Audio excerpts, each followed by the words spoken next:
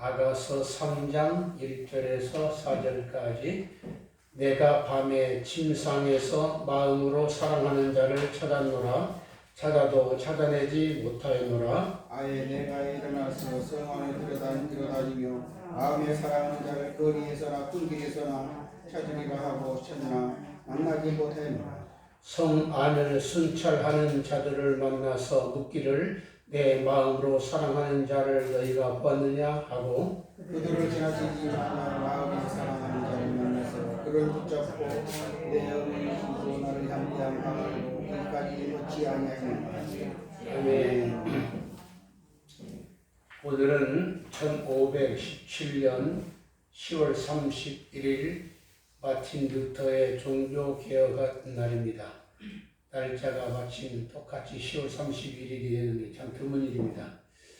로마의 교황 레오 10세는 1507년부터 무려 1626년까지 120년 만에 완성된 성 베드로 성당의 기초 공사에 엄청난 건축비가 들기 때문에 이것을 충당하기 위해서 신도들에게 속죄표를 판매하기 시작했습니다. 그래서 속죄표를 팔고 돈을 그냥 떨어질 때마다 죄가 없어진다 이렇게 선전을 한 것이죠. 그때 마틴 루터는 25세 신부가 되었고 26세에 위텐베르그 대학 신학과 강사가 되어서 로마서를 처음 강의를 하게 되었습니다. 그럴 때 로마서 1장 17절에 가서 의인은 믿음으로 말미암아 사는 것이다 라는 말씀을 접하고 나서 이거 아닌데 우리 천주교가 이렇게 믿으면 안 되는데 라는 의구심이 생긴 거죠. 특별히 교황청의 속죄표 판매 자체가 비성경적인 것을 깨닫고 나서 많이 고민을 하고 있었습니다. 그런데 5년 후에 1512년에 이 마틴 루터가 정식 신학 박사가 되어서 정교수가 되면서 그동안 천주교의 잘못된 교리를 메모해 놓았던 종이쪽지를 포켓에서 꺼내서 그의 대학교회 앞에 붙인 것입니다. 그때가 바로 1517년 10월 31일이죠. 그는 95개 조항의 내용이었고 간단히 말하면 천주교가 성경적인 교회로 만들어지기를 순수한 충정에서 사실 시도한 것이거든요. 그래서 만인 제사장 그리고 믿음으로 의롭다 받는다는 이신득의 그리고 성경의 권위 이 세 가지를 중심으로 하는 그 내용을 걸었습니다. 이 사건은 오히려 교황과 교황청에 자극을 주었고 결국은 루터는 신부 파면에 이르게 되었고 사형까지 언도하려는 상황에 이르자 그도 굉장히 두려움에 떨었죠. 그러나 그의 친구 멜랑톤과 그의 아내였던 카타리나의 끈질긴 신앙의 권위로 로마 교황청과 결국은 이제 대립하게 된 겁니다. 그래서 결국은 신교가 생긴 거죠. 이것이 바로 개혁교회입니다. 이런 시도는 진정 하나님을 사랑하고 그 말씀대로 진리대로 살아보겠다고 하는 젊은 신부였던 루터의 몸부림이었습니다. 하나님의 계명은 바로 지키는 자라야 주님을 사랑하는 자라고 성경은 말하죠. 요한복음 14장 21절에 나를 사랑하는 것은 그의 계명을 지키는 것이다.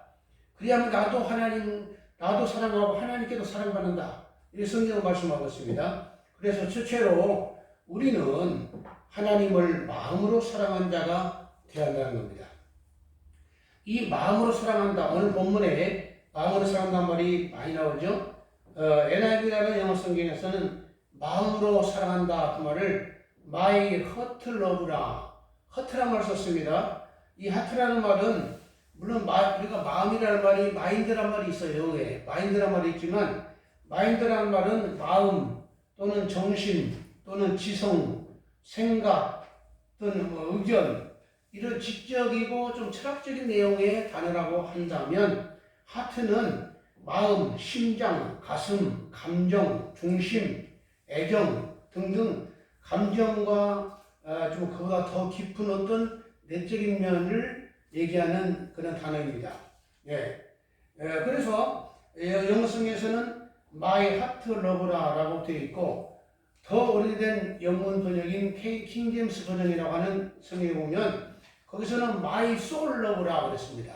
soul이란 말은 영혼, 감정, 생명 등 최고의 깊은 내면을 말하는 게 영혼입니다. 그래서 soul love라고도 하고 heart love라고도 그렇게 표현을 하고 있습니다. 그래서 예수님께서는 마가복음 12장 30절에서 그 바리새인들이 율법사들이 자기에게 묻는 질문에 대해서 말씀하실 때 너희가 마음을 다하고 목숨을 다하고 뜻을 다하고 힘을 다하여 주 너희 하나님을 사랑하라 이렇게 가르쳤거든요. 그 말씀은 신명기 6장 4절과 5절의 말씀을 인용한 겁니다. 모세는 신명기에서 이 사실을 굉장히 강조하고 있죠. 신명기는 이스라엘 백성들이 모세의 지도하에 애굽에서 나와서 광야 40년을 통과한 이후에 통과하는 모든 이스라엘 백성들이 하나님의 말씀에 성실하지 않아서 결국 그들은 가나안 땅의 약속만 받아놓고 들어가지 못했습니다. 그래서 이제 젊은 자들, 아직 하나님 모르는 자들, 말씀 모르는 자들을 모세가 모아놓고 다시 한번 성경을 자세하게 풀어서 설명한 것이 바로 신명기입니다. 거듭 명령이라 신명기. 그래서 모세는 광야 교회 생활에 실패했던 자들을 통한 정말 아주 그 뼈저린 경험을 했기 때문에 그 말씀을 가르친 건데요.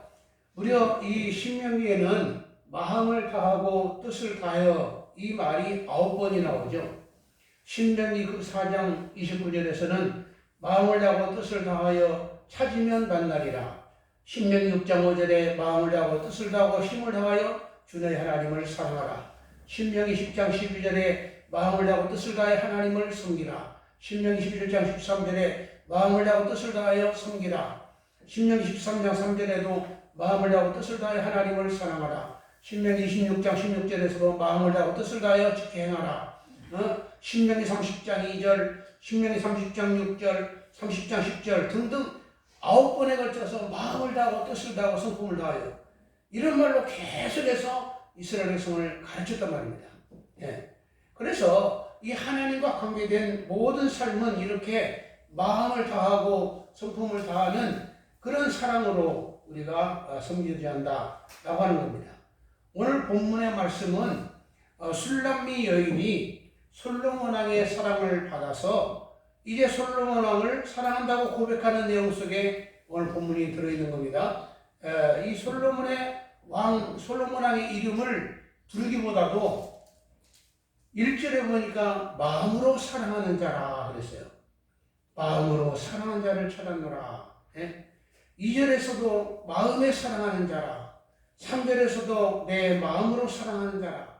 4절에서도 마음에 사랑하는 자다. 이렇게 표현을 했습니다. 영어 성들은 The one my heart love. 내가 마음으로 사랑하는 그 사람. The one. 하나밖에 없는 그 사람이다. 이렇게 솔로몬을 지칭하고 있는 겁니다. 예. 그래서 내가 마음으로 영혼으로 사랑하는 그 사람이라고 강조하며 고백하고 있습니다. 로마서 10장 10절에서 사도 바울이 대구원을 말하면서 사람이 마음으로 믿어서 의에 이르고 입으로 시인해서 구원에 이른다 이렇게 말씀했어요. 그래서 마음과 입술의 고백은 동시에 있어야 진정한 겁니다. 예. 신앙도 마찬가지고 사랑도 마찬가지죠. 그래서 우리는 이런 신앙이야말로 구원받고 하나님께 사랑받는 신앙이죠. 우리 찬송가 463장 끝나고 부를 겁니다만은 신자 되기 원합니다. 사랑하기 원합니다. 거룩하기 원합니다. 예수 닮기 원합니다. 4절로 된 찬송입니다. 근데 거기에 진심으로라는 말이 20번이 나와요. 그 찬송가에는 진심으로라고 마음을 다한다면 참마음으로 20번이 나와요. 노래 하나에. 그만큼 모든 신앙생활은 진심으로 하겠다, 진정한 마음으로 하겠다는 고백이죠. 그래서 in my heart, 내 마음으로 이렇게 고백하고 있는 거죠. 이는 이 찬송은 흑인연가로 되어 있습니다. 흑인연가라는 것은 그 당시에 1860년 이전부터 아프리카에서 대거 끌려온 수많은 흑인 노예들이 미국에서 팔려나갔는데 혹독한 자신들의 현실적인 고통을 신앙으로 승리하고 하늘의 소망을 품고 이겨나가려고 하는 그들의 몸부림적인 신앙 고백이었죠. 그래서 그 흑인연가는 아주 가사가 단순하고 반복적이고 외기로 쉽고, 그래서 부르면 부를수록 오히려 감동을 주고 그리고 정말 눈물을 자아내는 그런 특징이 바로 흑인연가입니다. 그래서 Lord, I want to be a Christian. 주님, 내가 신자가 되기 원해요. 그 Lord, I want to be, 나는 그렇게 되기를 원합니다. 그 말이 12번이 나와요. 원의 노래 보면 Lord, I want to be. 나는 되기를 원해요. 난 되기를 원해요. 난 되기를 원해요. 어떻게? 진심으로 주님 사랑하고 거룩하고 주님 당통을 하고, 이렇게 엄청난 중복되는 단어가 많이 나옵니다. 그러면서 마지막 아멘으로 끝내죠. 비록 세상에서는 사람 취급을 받지 못한다 할지라도, 짐승과 물건 취급을 받는다 할지라도 자기들을 똑같이 사랑해 주시고 하나님 자녀 삼으신 하나님의 놀라운 사랑과 영원한 천국의 자유를 그들은 마음껏 마음에 누리면서 이런 어려운 생활들을 이겨나갔던 진심 어린 확신이 넘치는 그런 신앙 고백의 찬송이라 이렇게 볼 수가 있습니다. 우리들도 이 주님을 마음으로 사랑하고 있는가? 마음을 다하여 사랑하고 섬기고 있는가? 깊이 반성해 볼 필요가 있다는 겁니다. 크게 두 번째로, 마음으로 사랑하는 자는 만나고 싶어 간절히 찾게 되는 겁니다. 마음으로 진심으로 사랑하는데 만나고 싶지 않다? 찾고 싶지 않다? 이것은 잘못된 사랑이겠죠. 문제가 생긴 겁니다. 오늘 본문에 의하면 찾는다는 말이 5번이 나오죠. 1절에서만 3번이 나오고 2절에서 나옵니다. 찾는다, 찾았다, 찾는다, 못 찾는다, 찾는다 하면 5번이 나와요. 그 다음에 만난다는 말이 2번이 나옵니다. 거기 2절에서 만나지 못하더라, 4절에서 마음에 사랑한 자를 내가 만나서, 그 말이 나오죠. 그 다음에 이제 거기서 내가 꽉 붙잡고 놓지 않았다, 그 말이 4절에 나옵니다. 이것은 뭐냐면 그만큼 주님을 사랑한다는, 솔로몬은 이제 주님을 상징하는 거죠. 솔로몬을 그렇게 사랑한다는 그런 고백이죠. 그래서 영어 성경에서는 루포, 찾는다, 루포란 말이 찾는단 말이에요. 영어로 루포와 서치라이트 할 때요. 찾는다, 뭐 탐색한단 말이죠. 이 루포와 서치포를 동시에 막 번갈아 가면서 5번을 사용하고 있어요. 그만큼 찾아보고 또 찾아보고 또 찾아보고 이렇게 하는 그 애타는 모습을 우리가 읽을 수가 있는 거죠. 그래서 마음도 애타고 삶도 애타는 자세를 표현하고 있는데요. 1절에서는 심상에서 그를 찾았다라고 했습니다. 마음으로 사랑한 자가 자기와 같이 있지 못할 때 대부분 연인들은 잠자리에 들기 전에 엄청나게 보고 싶어 한다고 합니다. 침상에서 보고 싶어 하는 것은 실제로 잠들기 전에 보고 싶었다는 뜻도 있고, 꿈속에서도 그 만나고 싶어 하는 안타까운 모습. 근데 때에 꿈은 또 이상하게 반대가 되는지 꿈속에서 만나지 못해요. 애타게 찾아도 만나지 못하고 꿈을 깨는 장면도 바로 보면 1절에 나옵니다. 이렇게 정말 무지무지하게 만나고 싶고 찾고 싶어 하는 이런 모습이 마음으로 사랑하는 자의 특징이라 이 말입니다. 2절에서는 이에 내가 일어나서 꿈속에서 찾지 못하고 일어나서 성 안으로 들어갔다는 겁니다. 그것이 진짜 잠을 깨어서 밤중이라도 찾으러 나갔다는 말인지 꿈속에서 이어지는 사건인지는 몰라요. 그는 해석이 본문을 통해서 아무리 봐도 해석이 다 구구절절입니다.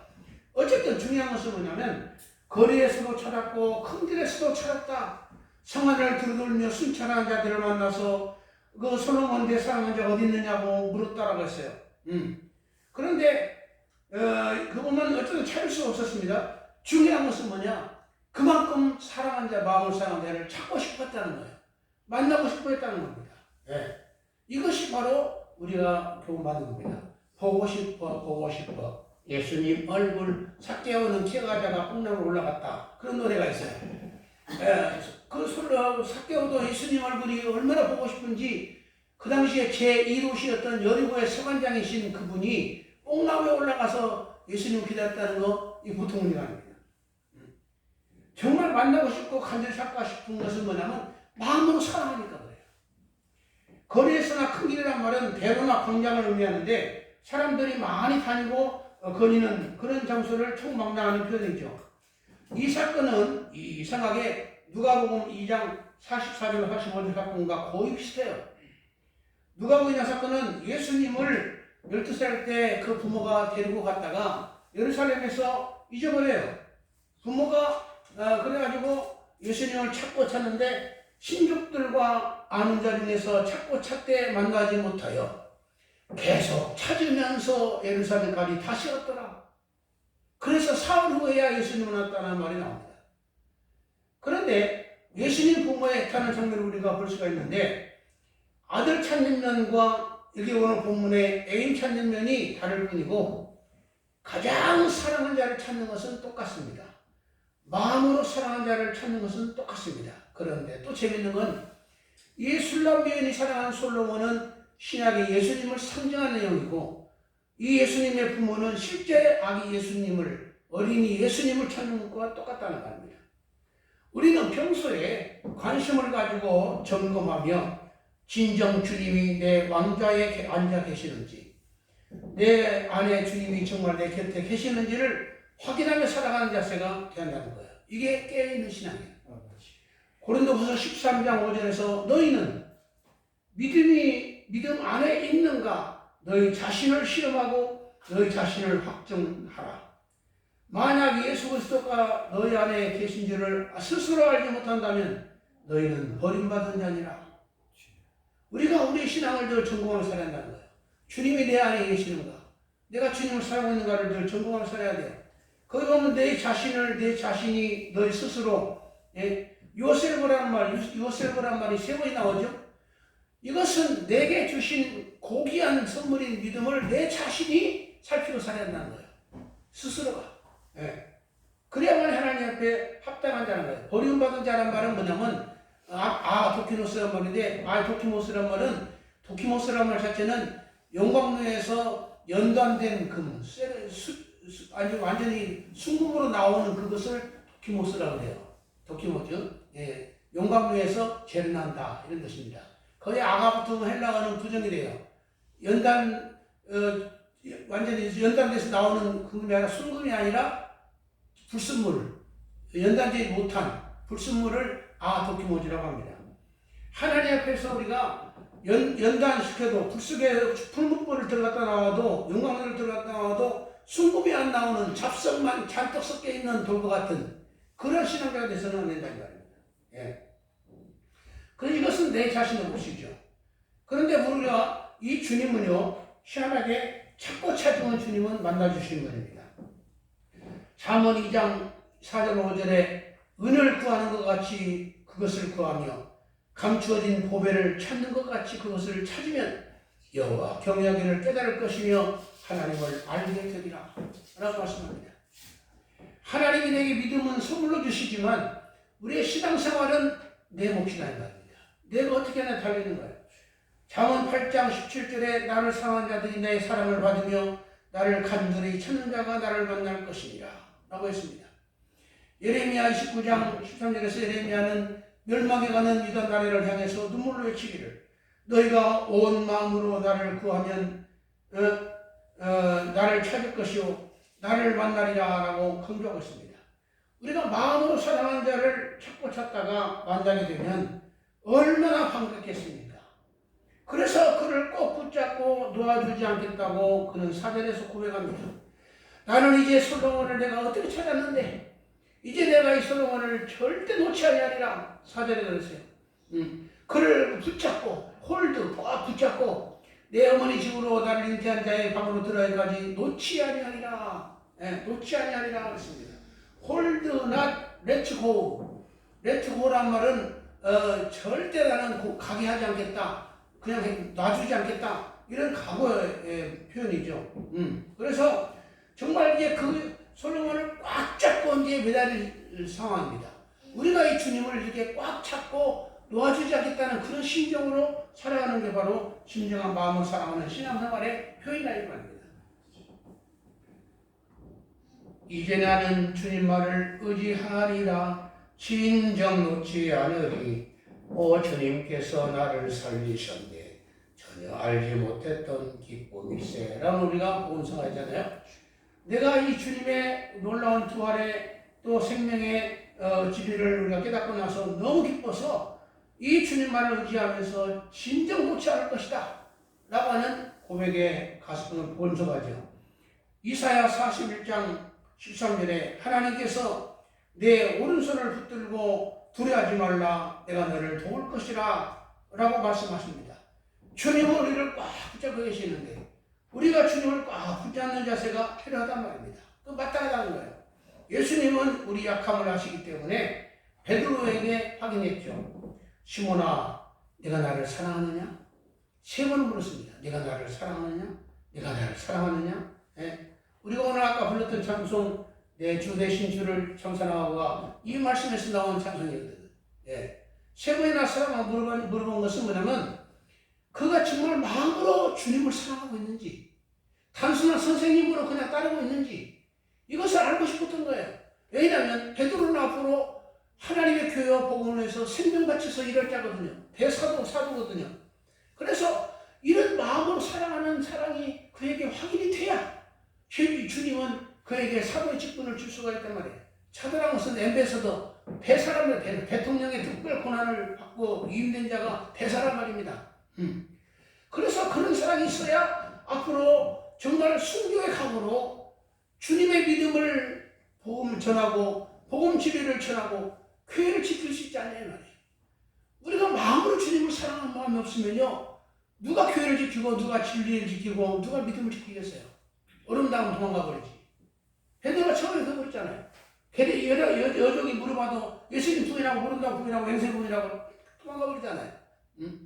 그러나 그런 신앙 가지고는 교회를 못 지켜요. 그런 신앙 가지고는 진리를 못 지킵니다. 믿음을 못 지켜요. 그렇기 때문에 사도 바울 베드로에게 예수님이 3번이나 확인했던 걸 볼 수가 있어요.